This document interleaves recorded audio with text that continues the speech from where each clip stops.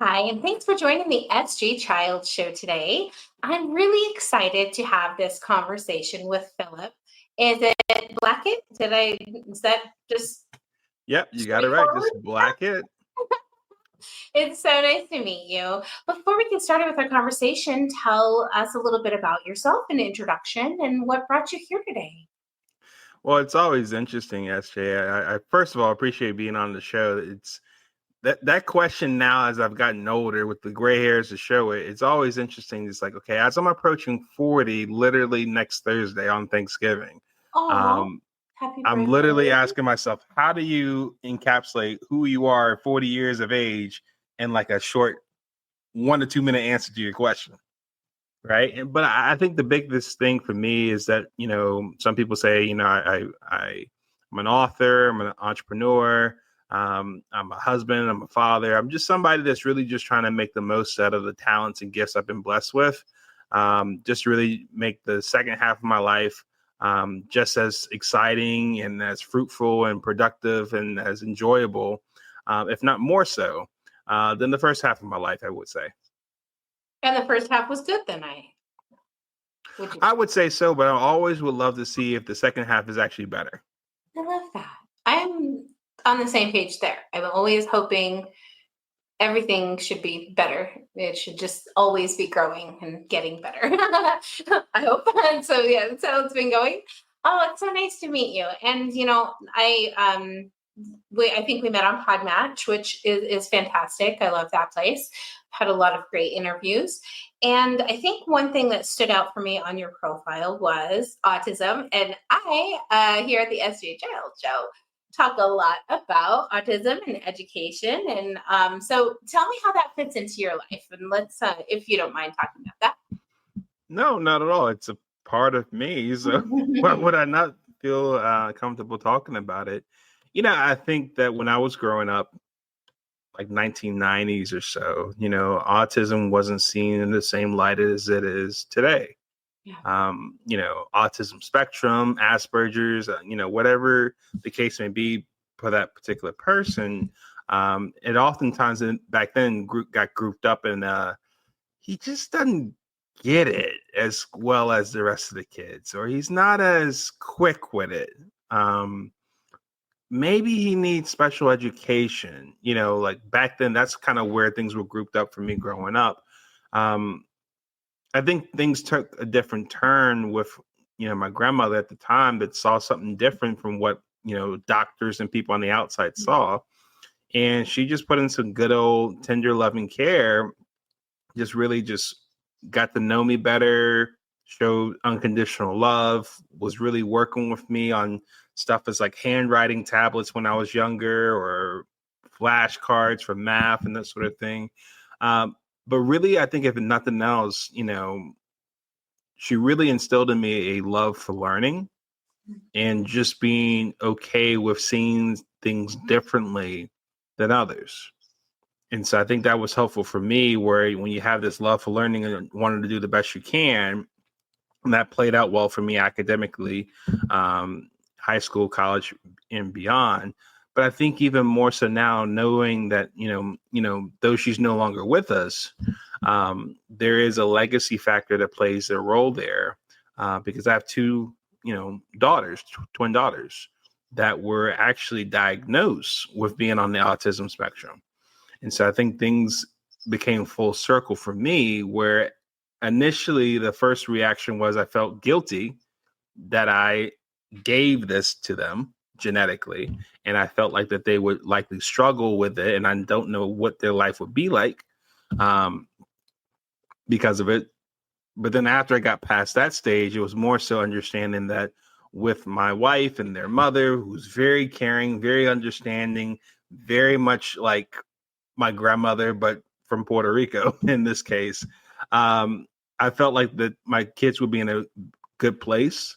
But then I think the full circle moment came for me was just like, well, who else has very much a wealth of in-house experience of what this could be like growing with autism or being on the spectrum than their own dad?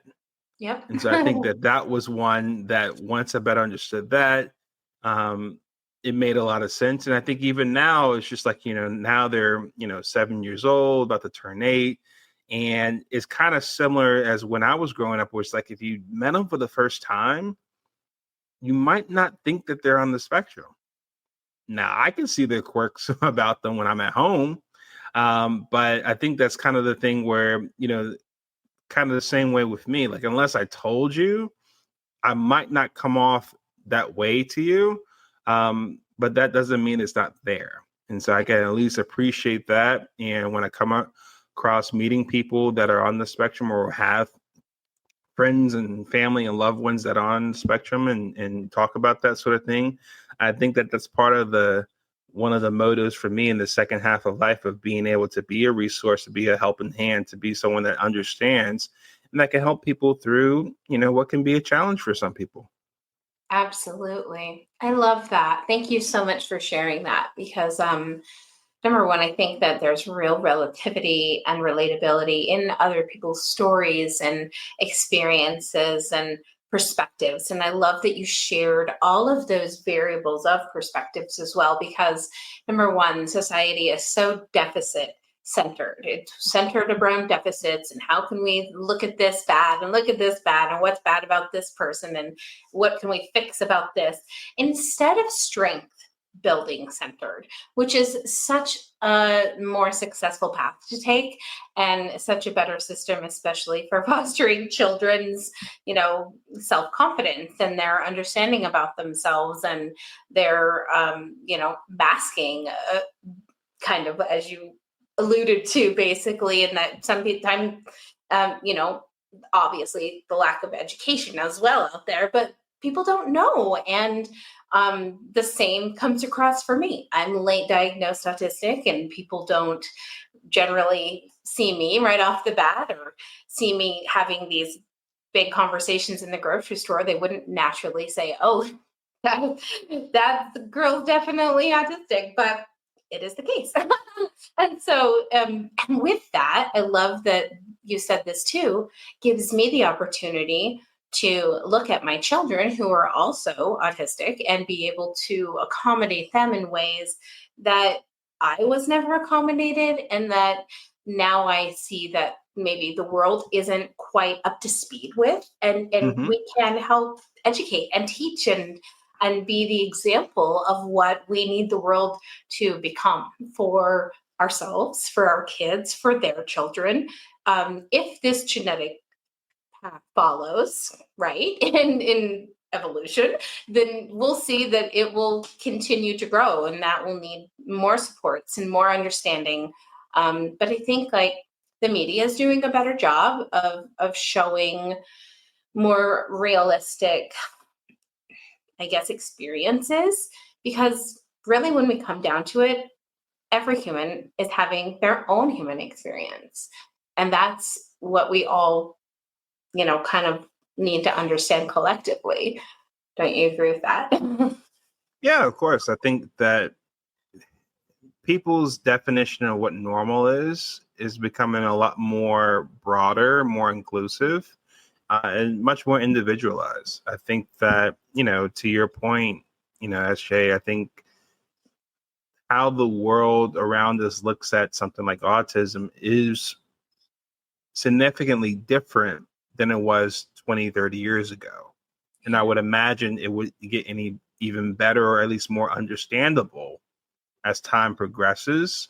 Not just because you might come across somebody that's autistic, not just because you may have a family relative or a child that is on the autism spectrum, but I think also as people learn more about it in the media through research and science, and it becomes something that's not so much just kind of put off to the dark corner where no one really like touches, as opposed to more so like now you're seeing like in elementary schools. I know, for example, you have learning specialists that provide student supports, and that's something that's like in the school system and that sort. And they people that have these type of accommodations that are provided for these families. And so now you're starting to see it's like, okay, this is not so much a foreign thing. It's like there is some expectation that there's a possibility, and we have the right supports for this.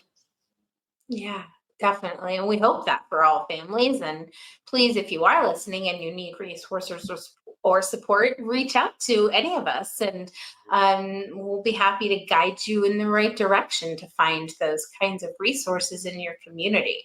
And it's all about building community. And bless your grandma's heart. Thank heavens for her, for really just what a wonderful spirit. And I can just tell that you really have great love for her and her time that she spent, believing in you. And I think that it's really, as far as I see in just everyday experiences with people, the belief that you give them, if you do, they will take that as far as they, can be believed. And that's a powerful, powerful tool, I think, that people don't realize or don't know or take for granted, I guess, maybe, especially parents of maybe non-verbal children who, and that aren't speaking yet. And it's hard to see the hope or the, light at the end of the tunnel. And it's always nice to have people who have had those struggles or who can guide you in a direction where you can find a bit of hope and a light at the end of the tunnel. Are there resources that you provide, or how do you look for that in your area? Florida's pretty good. It has some good resources. Yeah, I think for me, I just kind of look at it as far as what do the school system provides, in particular. I think for me, that's really kind of been it. So it's like my wife and I, as far as like resources for our kids and, what's provided at our kids' school. It's pretty much us here. We have some extended family here, which I think is definitely helpful too. But I think it really comes down to like, family and the school for us. That's great. Unfortunately for us, the school system did not support us. So Okay. I've not only been a stay-at-home mom for those purposes, but homeschool as well. And it's been tricky because now I have a 14 and 12-year-old, and the higher education is a lot harder to maintain for your neurodiverse child. So it's Hmm. been tricky. But, like you said, there's just hopefully you are getting good resources from your school and your school districts and things like that. But let's not talk about that. We're not here to talk about school systems. Let's talk about you and kind of what other things you've decided to take and what directions you've gone in your life. Let's talk more about that. Sure. Where do you want to go? There's so Oh many. boy. Well, what are you currently working on? Sure.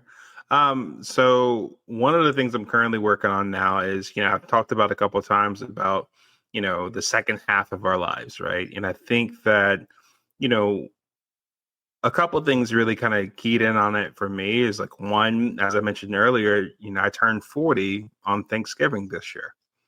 And so oftentimes when you turn 40, for some people, that people oftentimes signify that as like the midlife point, right? Or for some people, it's like a midlife crisis. And, I think it's really a time of reflection for a lot of people as far as like how the first 40, if you want to call it that, went, as far as the good moments, the not so good moments, the things you would love to repeat again, the times that you would wish you could just erase and expunge off your life altogether. But then also in terms of thinking about what your second half of your life is like, what do you want it to be? And in particular, what are your goals at that point? What are you going to work towards in that sense? And oftentimes for people that are, spouses and parents, you look at your family inwardly. And I think for me, like the big, hairy, audacious goal for me was the second half of my life, SJ, if I'm being honest with you, is I want my wife and I to make it to 50 years of being married, as far as like celebrating our 50th wedding anniversary. And I think, oftentimes when people talk about goals, oftentimes they mention it in the sense of, the goal itself is significant, but what's even more significant is what's the journey to get to that goal? You know, who do you have to become to make it to that goal of yours to achieve it? Is when I think about like 50-year wedding anniversary, that which for me, that's another 41, 42 years from now. So I would be about 81 years old or so, right? I probably won't be doing podcasts at that age, but who knows? I don't want to cut myself Oh, short. we're having you back on. No, just kidding. But I think what comes off is ask myself those questions as far as what do I have to do to give myself and my wife the best odds of making it to 50th wedding anniversary, because my grandmother, for example, she didn't make it to 80 years old. You know, it's like, you know, there's a number of family members that passed away that didn't make it to 80 years old for one reason or another. So one of the top questions that I had to answer was, what is it going to take for me to do that? And one of the top answers for me was, I need to start investing in my long-term health and wellness now, to figure out what things I should start looking more into, and, you know, to really give myself and my wife the best chance of making that, so we can attend, you know, more first days of school with our kids, and later father-daughter dances when they get older, and, you know, high school graduations, and then college graduations, and then, walking my daughters down the aisle one day, hopefully when they get married. Like a lot of, summer vacations. How, like, you think about this sort of thing, like the next 40 years, like 40 years of these type of things, 40 summers, 40 winters, 40 Christmases, 40 Thanksgivings. Like, you want to be able to enjoy all that. Wow. But if you don't have your health to be able to do that, then it compromises the quality of what those things are, or the longevity of it. And so what came off of my mind, SJ, all of this to kind of come full circle, is thinking about, in a sense, like, how do you start preparing now? And I came up with this concept of, where do people likely want to go to relax and recover from a hard days of work, or just to help themselves become better health wise? And a lot of people want to splurge by going to a spa on a weekend. Might want to get like a nice massage, or go into a nice, like, steam room and that sort of thing. Just that's where you feel most like serene and that sort. The challenge that comes with that, though, I realize, is that you can't necessarily go to a spa every week, because that'd be really, really expensive. It would add up. But then I thought to myself, okay, where's the most comfortable place, bar none, more than likely, that everyone would love to be at more than any other place? And I think I can answer that by asking that same question. What is the most comfortable, relaxing place for you personally, SJ? My own home. And so, taking that same answer, what if we had a concept of taking certain things that we like about a spa that you have to travel to be able to enjoy? And you may do it once every blue moon, maybe on a birthday or that sort of thing. But take the concept of taking those same sort of things or elements and include them in the most comfortable place for you. So the whole concept of a home spa, to me, is a great calling card that I'm working on now in the second half of my life, because the thought is, if you can have elements of what a spa is that you would love to have and enjoy, but you can't do it every week because it costs a lot, but you make the investment to be able to provide that at home, are you more likely to use these elements on a weekly, if not daily basis? Are you able to do it in the comfort, convenience, and privacy of your own home as well? And you look at it more so the sense that when you think about goals and what you have to do to reach that goal, you think about what type of routine, what type of way to kind of set yourself up, things you do on a daily, weekly basis. You're making sure you have the right diet, making sure you exercise. But what I often ask people is, along with diet and exercise, you have plans for those, but what's your plan for recovery? Right? At a certain point, SJ, I can't keep going to the bar to recover. I've long gone the nightlife as well.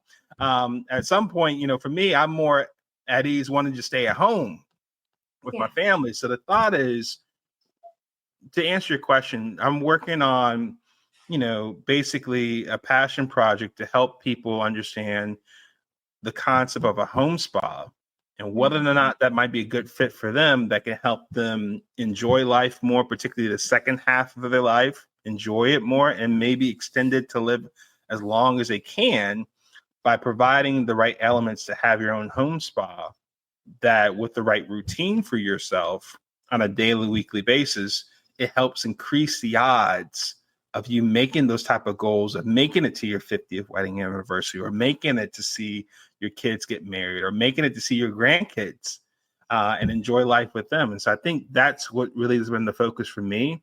And just something I'm really excited about doing.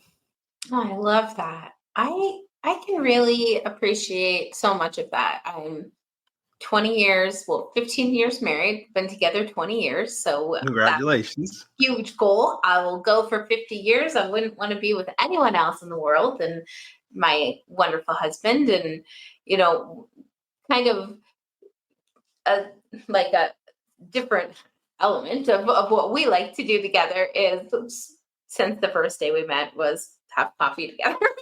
That's what we've been doing our whole life, every single day together. So it's something that we kind of now look back and joke about, like, oh, what if we stopped drinking coffee? Like, what kind of conversations would we have? We're going to have to find some tea or something. But no, it's just like this special, like you said, routine that we set up. It's almost like meeting with a friend every single day. It really is. And it makes it start the day out so great. And it's always, it's just always there. And I love the idea of a home spa too. I am a former massage therapist, number one. I did not know that. How coincidental. How coincidental. I did not know that. Yeah, definitely. And my soul lamp. Come on. No, just kidding. But there are some wonderful ways. There was I lived in Portland, Oregon for a time in my 20s, and there was like this women's gym that I went to, and my favorite place, and my favorite thing about this gym is that they had a sunroom, because in Oregon it rains a lot and it's a lot of clouds. They had this sunroom with sun lamps, and they had a eucalyptus steamer, and it would just like fill the room with wonderful steam of eucalyptus and the heat on, the sun lamp and everything. You're in Florida. You're probably not missing that part. But it's so important to find those elements that, make you happy. I remember somebody telling me once, like, what gives you chills? What's the thing that gives you chills when you think about it? Like, so exciting, so overwhelming, you just get chills from it. Follow that. Like, go after those things. Make those things more regular than not. If there's music that you love to listen to, but you like don't do it for X, Y, and Z, like, get yourself some headphones and listen to it more often or something. Like, it really just indulge. I think that helps so much with self-care. Right. I agree. Yeah, I love that. What kind of actions do you think, like I said, salt lamps, heat lamps, those kind of things, but what kind of actions can people put into place? Because it's not really about, it is about the physical elements of it, but what we really, really have to be aware of is the mindset of it. So how do you help people put themselves and really like be accountable for that mindset? Yeah, and I think that's part of what gets me really interested about it, SJ, because I think about it, when I used to play basketball in high school, right? I went to a high school that had a gym and it had a weight room and it had a track and field, right? You had the tools to be the best at what you wanted to be as far as the best basketball player possible. But unless I actually put in the work and the dedication and the commitment to do the practices, the lifting of weights, the running on a consistent basis, and to commit myself to improving, and learning how things are going, how my body's responding and recovering and getting back at it, I probably was not going to be that good of a basketball player, right? So I think it's something similar here where it's like, even if I'm having a business that sells home spa equipment, whether it's, saunas or massage chairs or steam showers or cold plunge, whatever the case may be, whatever the tools are, at the end of the day, those are just tools. If they're not used in a consistent way that works for you and what your goals are in particular, it's just taking up space at your home. It's just like, when I was growing up, the thing that people often talked about as far as to get well and get fit at home was a treadmill. That big old bulky treadmill that took up half your room. Well, unless you plan on using it on a regular basis, preferably every day, at some point it's going to have another purpose. It's going to have a purpose of hanging your clothes to dry. Exactly. So, and you're going to think to yourself that that's a pretty expensive clothes rack then, if that's the case. So I think when you think about mindset, I think that's very key, because I think in that sense, the tools itself make no purpose. There's no reason to make that investment in yourself unless you're going to make that commitment to yourself that this is what I'm looking to do. And this is what I need this tool to do this with. And I'm going to make the commitment to do that, where after I get so excited and it comes into my home and I get it all set up and that sort, is this going to be something that after that first week or two, you're going to still get yourself up or still commit to doing what you need to do after work and still use it on an ongoing basis so you can get the type of results you're looking for to keep yourself up to the type of goals you're trying to achieve. And so I think that mindset is honestly more important than anything, especially when you have a growing generation of people that think that the way to get fit, you either have to take a pill or you inject yourself now. Ugh. Like, it's that simple. Like, all I have to do is push a button, swallow a pill, or inject myself with something. And that makes it much tougher for people to compete with, as opposed to saying, hey, if you really want to work out, you got to go out to the gym, even when it's not convenient for you, and lift the weights. You got to go and walk the miles. You got to plan your meals. You got to step in the sauna for 15, 20 minutes a day of that sort. Like, that's what you're competing with. But ultimately, it's the thought of what's right for you, ultimately, what are you trying to achieve? Because if it's something that's worthwhile to you, you'll be willing to put in the work. But you have to have that commitment and mindset first off. That is so true. My husband always tells me goal, timeline, accountability. That's how you'll get it done. So now I don't always follow his good advice, but he always has good advice. There comes the accountability part. Isn't that the truth? Oh my gosh. And it really comes back to something you said, one of the very first things you said. And that was becoming a better version of yourself every single day. And I think that's a beautiful, wonderful goal for people to have for themselves.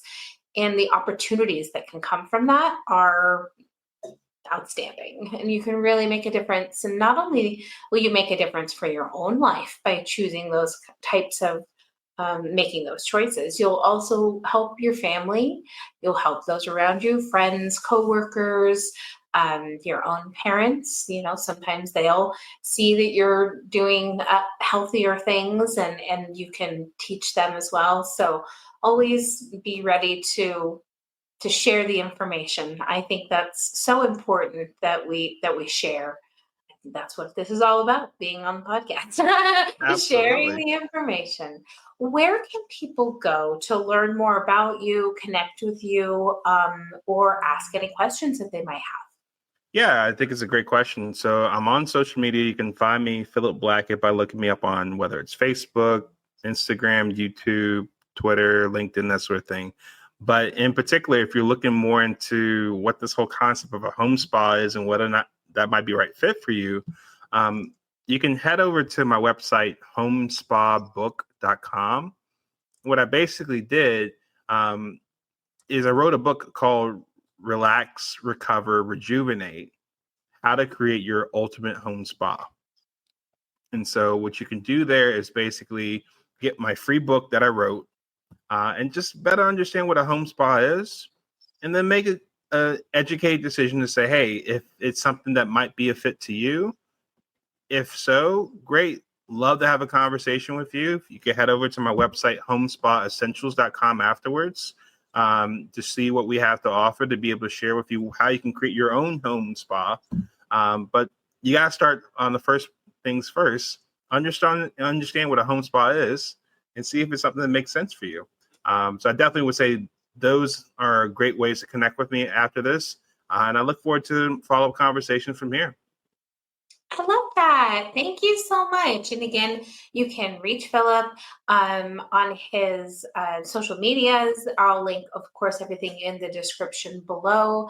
It was great having you on, and I really look forward to staying in touch. Thank you so much. Likewise, SJ. Thank you so much for having me. Yeah, thank you.